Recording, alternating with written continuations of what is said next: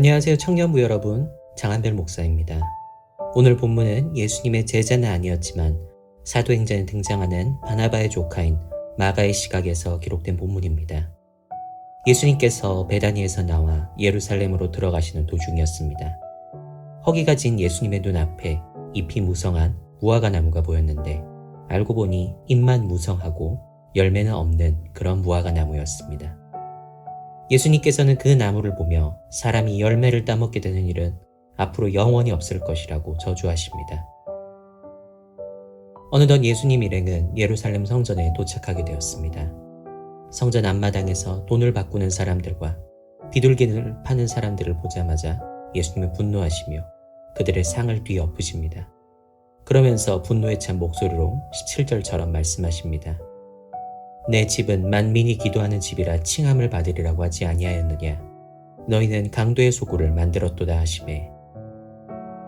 대제사장들과 바리새인 그 누구도 생각만 할 뿐 함부로 예수님을 잡지 못하며 예수님의 교훈을 두렵게 여겼다고 오늘 본문은 마무리됩니다. 원래대로라면 예수님께서 입성하셨던 봄에는 무화과 나무에 완벽하게 자라서 익지는 않아도 덜 자라서 풋풋한 열매라도 무성한 잎 틈바구니에 있어야 하는 것이 정상이었습니다. 하지만 무화과 나무에는 잎만 무성할 뿐 열매는 없었습니다. 그렇지만 우리가 아는 예수님께서는 아직 제철도 아닌 무화과 나무 앞에서 분노하실 정도로 상식이 없거나 속이 좁으신 분은 아니었습니다. 그렇다면 왜 무화과 나무 앞에서 과하다 싶게 분노하셨던 것일까요? 구약에서 예루살렘을 비유하는 몇 가지 상징이 있는데 그 중 하나가 무화과 나무입니다. 마치 배고픈 사람이 잎이 무성한 무화과 나무를 발견하고 작은 열매 하나라도 있을 것을 기대했지만 아무런 열매를 찾지 못해 분노하는 것처럼 여호와 하나님께서 필요하신 때 겉으로는 잘 꾸며진 예루살렘에서 어떤 본질적인 열매를 찾고자 하시지만 열매를 찾지 못하게 되면 분노하실 것이라는 메시지를 예수님은 자신의 행동을 통해 제자들에게 보여주신 것입니다. 그렇다면 여호와 하나님께서 기대하는 예루살렘의 열매란 무엇일까요? 그와 관련된 내용이 이어지는 성전 정화의 장면에서 등장합니다. 우리가 알다시피 원래 성전의 목적은 하나님께 제사를 드리고 기도하는 것입니다. 하지만 오늘 본문의 장면에서는 성전 뜰 앞에 장사판이 벌어진 모습이 등장합니다. 실은 환전소의 설치나 비둘기를 파는 행위 자체가 악한 행위는 아닙니다. 보통 예루살렘 성전으로 찾아오는 사람들은 먼 지역에서 예루살렘으로 들어오는 사람들이기 때문에 이제는 성전세를 내는 용도로만 사용하는 세겔이라는 화폐나 제사에 사용될 상처 없는 가축을 들여오기가 쉽지 않았습니다.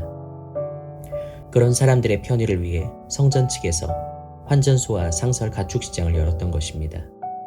하지만 시간이 흐를수록 종교 지도자들에게 뒷돈을 내주며 성전 앞에 자리를 잡는 사람들이 늘어갔고 뒷돈을 댄 만큼 많은 돈을 벌기 위해 터무니없는 환전 수수료를 받아가거나 간신히 제물로서의 기준을 통과할 정도의 가축을 비싼 값에 팔아치우는 사람들이 늘어났습니다.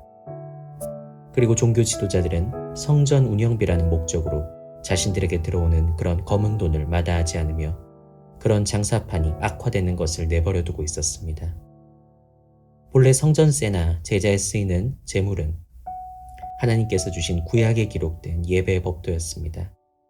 조상적부터 내려온 그 법도를 지켜오기는 했지만 어느덧 그런 법도를 형식적으로만 지킬 뿐 그 법도를 통해 하나님을 더욱 생각하고 예배하고자 하지는 않는 사람들, 오히려 그 법도를 통해 자기 욕심을 채우는 일에 바빠진 사람들의 모습을 보며 예수님께서는 분노하셨습니다.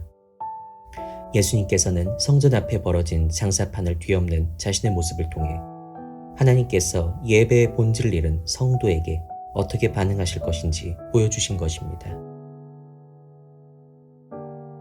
소중하고 중요한 존재를 대할 때 신중하고 조심하게 그 존재의 심기를 맞추려는 마음가짐은 자연스럽게 행동에 배어납니다.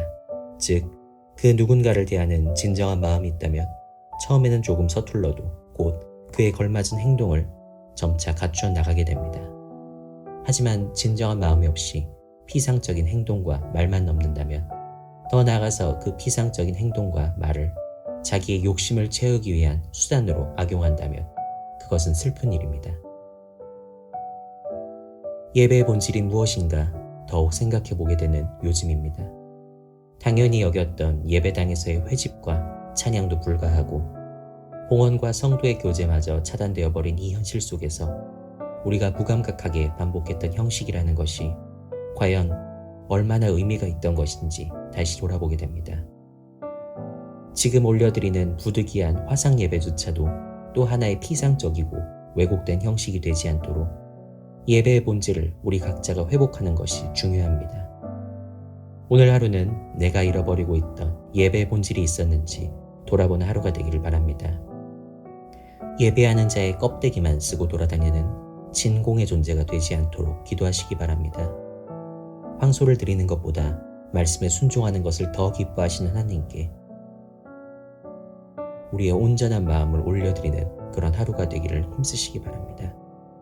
진정한 예배를 드려 하나님의 마음을 기쁘게 하는 은혜가 넘쳐나기를 공의의 주 되시는 우리 주 예수 그리스도의 이름으로 축복하고 기도합니다. 아멘.